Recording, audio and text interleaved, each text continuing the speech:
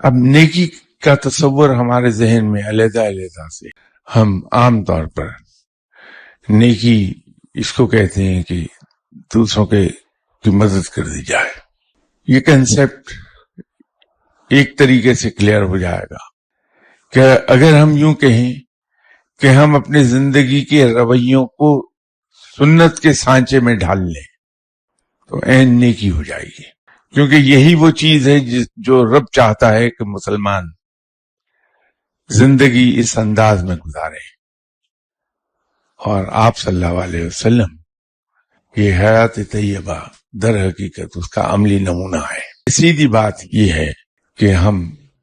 اپنی زندگی کے رویوں کو اور زندگی کے اسلوب کو سنت کے سانچے میں ڈھال لیں، اور ذوق اور شوق اس کی بنیاد فراہم کرے گا. تو جب ہم عبادت بھی ذوق اور شوق سے ادا کریں گے اور زندگی کے رویے ہم سنت کے مطابق ڈھالیں گے ذوق اور شوق کے ساتھ، تو اس کا لازمی نتیجہ یہ ہوگا کہ ہم روحانیت کے اعلیٰ درجات پر فائز ہوتے چلے جائیں گے.